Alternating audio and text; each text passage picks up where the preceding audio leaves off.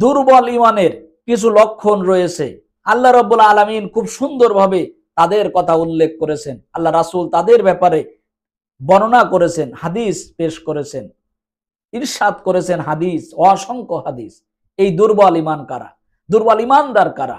দুর্বল ইমান কিভাবে বুঝবো? দুর্বল ইমান যাদের, তারা নিঃসন্দেহে জান্নাতের ঘ্রাণও পাবে না, দুনিয়া এবং আখেরাতে দুই কালেই তারা ক্ষতিগ্রস্ত।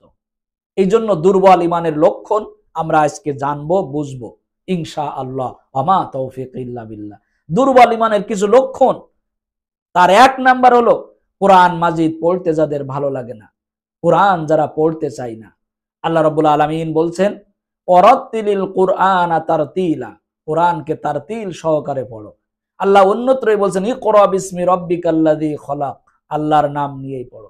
আল্লাহ অন্যত্রই বলছেন, ওয়ালাকাদ ইয়াসসারনাল কুরআনা লিযিকরি ফাহাল মিন মুদ্দাকির, কোরআনকে সহজ করে নাজিল করা হয়েছে। এই কোরআন তেলাওয়াত করতে হবে।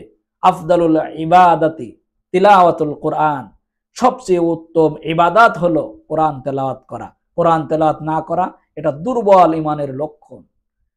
দুই নম্বরে, গরিব মিসকিন তাদেরকে দান সৎকা না করা। যারাই গরিব মিসকিনদের দান সৎকা করে না, তাদের ইমান দুর্বল, এটা বুঝে নিতে হবে।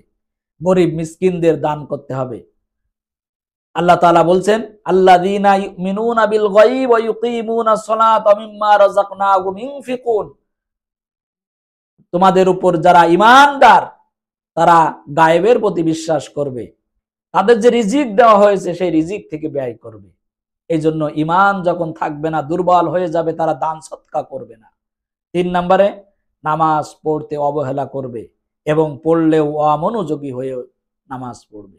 নামাজ পড়তে অবহেলা এবং অমনোযোগী হয়ে নামাজ পড়বে। চার নম্বরে, পাপ করা সত্ত্বেও সেই পাপ কাজটি পাপ কাজ মনে না করা, এটা মারাত্মক অপরাধ। পাঁচ নম্বরে, আল্লাহর স্মরণ থেকে বিমুখ থাকা এবং দুনিয়ার মোহে অন্ধ হয়ে যাওয়া, দুনিয়ার কাজে বেশি সময় দেওয়া, ব্যস্ত হয়ে পড়া, আল্লাহ স্মরণ থেকে গাফেল হয়ে যাওয়া। ছয় নম্বরে, খিটখিটে মিজাজি হয়ে যাওয়া, কথায় কথায় রাগ দেখাবে, খিটখিটে মিজাজি হয়ে যাবে, কথায় কথায় মানুষের রাগ দেখাবে, তার সামনে ভালো মন্দ খারাপ যে কথাই আপনি বলবেন রাগ করবে। সাত নম্বরে, বিপদে আপদে ধৈর্য ধারণ করতে সে পারবে না। বিপদ আপদ যখনই আসবে তখন আল্লাহ রাব্বুল আলামিনকে গালিগালাজ করবে, ইসলামকে গালিগালাজ করবে, কোরআন হাদিসকে গালিগালাজ করবে, মানুষের সাথে গালিগালাজ করে কথা বলবে, অশ্লীলতা বেহাপনা দেখাবে। এই বিপদে আপদে ধৈর্য ধারণ সে করতে পারবে না। দুর্বল ইমানের 7টি লক্ষণ আমি আবার বলছি। এক নম্বরে, কোরআন মাজিদ যারা পড়তে অবহেলা করে। দুই নম্বরে, গরিব মিসকিনদেরকে যারা দান সৎকা করতে চায় না। তিন নম্বরে, নামাজ পড়তে যারা অবহেলা করে, নামাজ যদিও পড়ে অমনোযোগী হয়ে পড়ে। চার নম্বরে, পাপ করা সত্ত্বেও সেটাকে পাপ মনে করবে না। পাঁচ নম্বরে, আল্লাহ স্মরণ থেকে গাফেল থাকে এবং দুনিয়ার কাজে ব্যস্ত হয়ে পড়ে, দুনিয়ার মোহে সে তার নিজের জীবন বিসর্জন দিয়ে দেয়।